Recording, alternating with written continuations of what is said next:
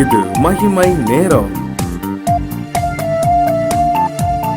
கர்த்தராகிய இயேசு கிறிஸ்துவின் நாமத்தினாலே மகிமை டிவி நேயர்கள் அனைவரையும் அன்போடு கூட வாழ்த்து இந்த மகிமை நேர நிகழ்ச்சிக்கு வரவேற்கிறேன். இந்த வாரம் முழுவதுமாக நாம் நீர்நிலைகள் மூலமாக கர்த்தருடைய வார்த்தை நமக்கு போதிக்கிற சத்தியங்களை நாம் தியானிக்கும்படி கர்த்தர் நமக்கு உதவி செய்தார். அதற்காக நாம் கர்த்தரை ஸ்தோத்தரிப்போம். இந்த வார்த்தைகள் மூலமாக கர்த்தர் நிச்சயமாகவே உங்களோடு கூட பேசியிருக்கிறார், உங்களை ஆசீர்வதிக்கிறார் என்று சொல்லி நான் விசுவாசிக்கிறேன். இந்த நாளிலும் திரளான தண்ணீர்கள் என்று சொல்லி இந்த தண்ணீர்களை குறித்து நாம் வார்த்தையை தியானிக்கலாம். நம்முடைய வேதத்திலே 1 ராஜாக்கள் 18வது அதிகாரத்திலே எலியா தீர்க்கதரிசியுடைய காலத்திலே ஒரு சம்பவம் நாம் எல்லாரும் நன்றாக தெரிந்து வைத்திருக்கிற ஒரு சம்பவம் இதில் எழுதப்பட்டிருக்கிறது. அங்கே ஆகாப் ராஜாவுக்கு முன்பதாக கர்த்தரே தெய்வம் என்று சொல்லி நிரூபிக்கும்படியான ஒரு காரியம். அதில் எலியா ஜனங்களை 2 குரூப்பாக நிற்கிறாங்க. கர்த்தர் தெய்வம்னு சொல்லி நிரூபிக்கிறதுக்கு பாகாலின் கூட்டம் ஒரு பக்கம் நிற்கிறது, தேவ ஜனங்கள் இன்னொரு பக்கம் நிற்கிறார்கள். அப்போது அங்கே ஒரு காளையை தெரிந்தெடுத்து அவர்கள் அதை சந்தாக துண்டித்து வைத்து அக்கினியினால் பதில் கொடுக்கிற தெய்வமே தெய்வம் என்று சொல்லி அங்கே ஒரு முடிவுக்கு வருகிறார்கள். அந்த முடிவில் அந்த பாகாலின் தீர்க்கதரிசிகள் தோற்று போகிறார்கள். அவங்க கூப்பிட்டு பார்க்குறாங்க, ஆடி பார்க்குறாங்க, பாடி பார்க்குறாங்க, எந்த ரெஸ்பான்ஸும் இல்லை, எந்த பதிலும் வரலை. அப்போது எலியா இப்போ அவருடைய சான்ஸ், அவருடைய வாய்ப்பு வரும் பொழுது அவர் அந்த பலிபீடத்தை செப்பனிட்டு காளையை அதில் துண்டித்து வைத்து அவர் அதில் பாருங்க, இந்த வசனம் சொல்லுகிறது 1 ராஜாக்கள் 18வது அதிகாரத்தில் அவங்க தண்ணீரை ஊற்ற சொல்கிறார். ஒரு காளையை கொண்டு அதை வச்சு அப்படி நெருப்பு போடாமல் அப்படி வைக்கிறாங்க. வச்சு 33, 34 விறகுகளை அடுக்கி ஒரு காளையை சந்தாக துண்டித்து விறகுகளின் மேல் வைத்தான். பிற்பாடு அவன், நீங்கள் 4 குடம் தண்ணீர் கொண்டு வந்து சர்வாங்க தகன பலிகளின் மேலும் விறகுகளின் மேலும் ஊற்றுங்க அப்படின்னு சொல்றான். பின்பு 2ஆம் தரமும் அப்படி ஊற்றுங்கள் என்று சொன்னான். 2ஆம் தரமும் ஊற்றினார்கள். அதற்கு பின்பு 3ஆம் தரம் அப்படியே ஊற்றுங்கள் என்றான். 3ஆம் தரமும் ஊற்றினார்கள்.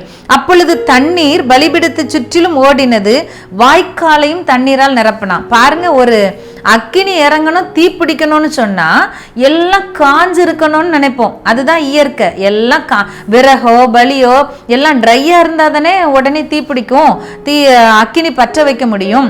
ஆனா இங்க என்ன காரியம் நடக்கிறது? எல்லாம் வச்சுட்டு 4 குடம் தண்ணி 3 தடவை ஊத்துனா 12 குடம் தண்ணி ஊத்தி இருக்கு. இப்போ பலி பொருள் எல்லாம் நனைஞ்சு தண்ணியில மிதக்குது. இப்போ பலிபீடத்தை சுற்றிலும் வாய்க்காலும் தண்ணீரா ஓடிக்கொண்டிருக்கிறது.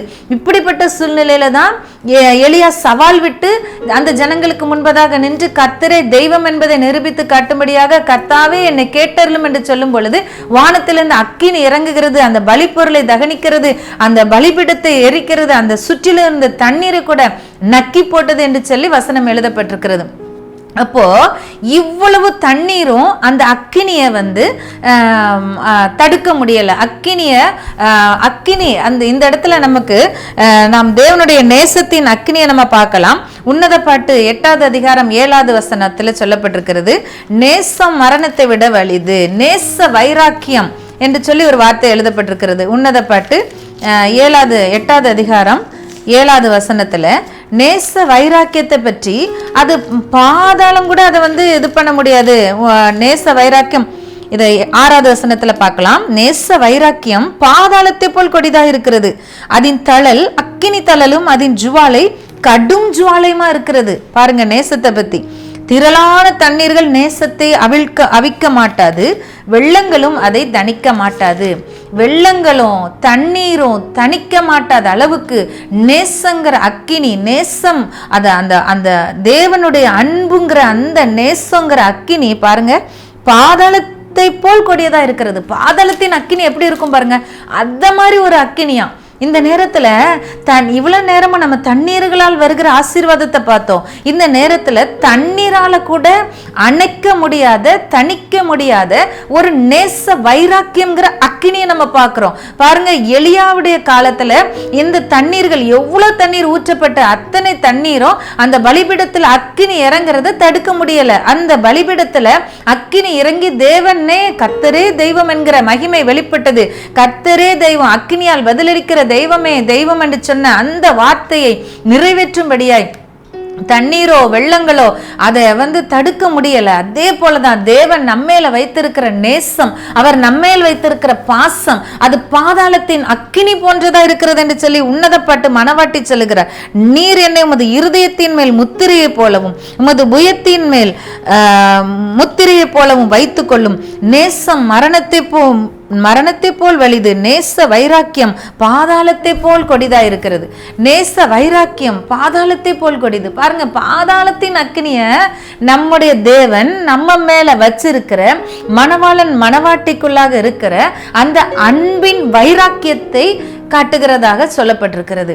இதை தண்ணிலாம் அவிக்க முடியாதுப்பா, வெள்ளம்லாம் தணிக்க முடியாது, அந்த அளவுக்கு நேசம். பாருங்க, இந்த அக்கினினால நம்ம நிறைஞ்சிருப்போம்னா, தேவ அன்புங்கிற அக்கினினால, தேவனுக்காக கொண்டு இருக்கிற வைராக்கியம்ங்கிற அக்கினினால நம்ம நிறைஞ்சிருப்போம்னா, இந்த உலகத்துல வருகிற தண்ணீர் போன்ற இதுல இந்த தண்ணீர்கள்லாம் அதை தணிக்க முடியாது அப்படின்னு சொன்னா, ஒருவேளை வருகிற பிரச்சனைகளோ பாடுகளோ போராட்டங்களோ ஒரு எதிர்மறையான சூழ்நிலைகளோ எதுவுமே கிறிஸ்துவின் அன்பை விட்டு நம்ம பிரிக்க முடியாத அளவுக்கு அது பாதாளத்தை போன்ற அக்கினி. அந்த அளவுக்கு இது எப்படி விவரித்து சொல்ல முடியாத அளவுக்கு தேவன் மேல வைத்திருக்கிற நேசம், மணவாளன் மணவாட்டிக்குள்ள இருக்கிற அந்த நேசம், அந்த அன்பின் வைராக்கியம். பாருங்க, அதை அப்படியே கொஞ்சம் யோசிங்க, அதை அப்படியே கொஞ்சம் அசை போடுங்க, அதை அப்படியே கொஞ்சம் ரசிங்க, அதை அப்படியே கொஞ்சம் ருசித்து பாருங்க. தேவனுக்கும் நமக்கும் உள்ள உறவுல இருக்கிற அதுதான் அந்த அக்கினி. அப்படியே ரெண்டு பேருக்குள்ள இருக்கிற உறவுல பற்றி எரிகிற அந்த அக்கினி நமக்குள்ள அது அப்படியே இருந்து கொண்டே இருக்கும் பொழுது, என்னதான் தண்ணி வரட்டும், என்னதான் தண்ணி போல அது எது சூழ்நிலைகள் வரட்டும், பிரச்சனையான சூழ்நிலைகள் வரட்டும், ஒருவேளை ஏதோ திடீர்னு வருகிற தாக்குதல்களா இருக்கலாம், சத்துருவனுடைய தாக்குதல்களா இருக்கலாம், மனுஷருடைய பொல்லாத தாக்குதல்களா இருக்கலாம், எதுவும் நம்மளை அசைக்க முடியாது. ஏன்னா இங்க இருக்கிற அக்கினி அந்த தண்ணீர்லாம் அதை மேற்கொள்ள முடியாது. அக்கினி மேற்கொள்ளுகிறது, அவருடைய அன்பு மேற்கொள்ளுகிறது, அந்த கர்த்தரோட நமக்குள்ள இருக்கிற ஐக்கியம் மேற்கொள்ளுகிறது. அதனாலதான் பவுல் சொல்வாரு, உலகத்துல நாசமோ மோசமோ பட்டினியோ கஷ்டமோ எந்த ஒரு சூழ்நிலையோ நல்லதோ கெட்டதோ எதுவுமே கிறிஸ்துவின் அன்பை விட்டு என்னை பிரிக்க முடியாதுன்னு சொல்வாரு. எந்த ஒரு சூழ்நிலையா இருக்கட்டும், அது எனக்கு விரோதமா என்னுடைய சரீரத்துக்கு விரோதமா மோதுகிறதா இருக்கலாம், என் மனசுல மோதுகிற பெரிய விஷயமா இருக்கலாம், எதுவும் என்னுடைய அன்பை, கிறிஸ்துவின் மேல இருக்கிற என் அன்பை விட்டு பிரிக்க முடியாது. இதுதான் கிறிஸ்துவின் மேல வைத்திருக்கிற இந்த அன்புதான் நேச அக்கினி, இதுதான் நேச வைராக்கியம். இப்படிப்பட்ட வைராக்கியத்தோடு நீங்க வாழும்படியாய் கர்த்தருடைய அன்பு உங்களை நெருக்குகிறது, கர்த்தருடைய அன்பு உங்களை ஏவுகிறது.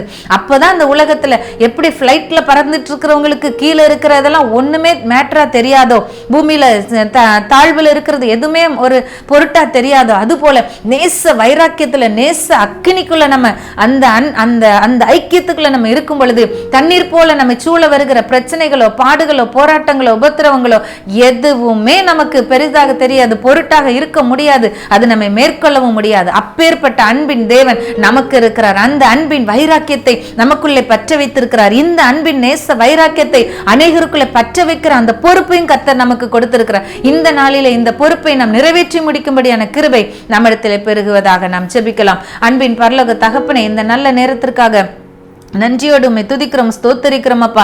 தண்ணீரும் வெள்ளங்களும் உடைய நேச அக்கினியை அவிக்க முடியாது, தணிக்க முடியாதுன்னு சொல்லி நாங்க பார்க்கிறோம். ஆண்டவரே, நீர் எங்கள் மேல வச்ச நேசம் பெரியது, நீர் எங்கள் மேல வைத்திருக்கிற அன்பு பெரியது. அதே அன்பை ஆண்டவரே, எப்படி பிதாவானவர் குமாரனாக இயேசுவின் மேல் அன்பு வைத்தீரோ அதே அன்பை எங்க மேல வச்சிருக்கிறீங்கிற அறிவை நாங்க பெற்றுக்கொள்றோம். ஆண்டவரே, நீங்க எங்க மேல குறைஞ்ச அன்பு காட்டலப்பா.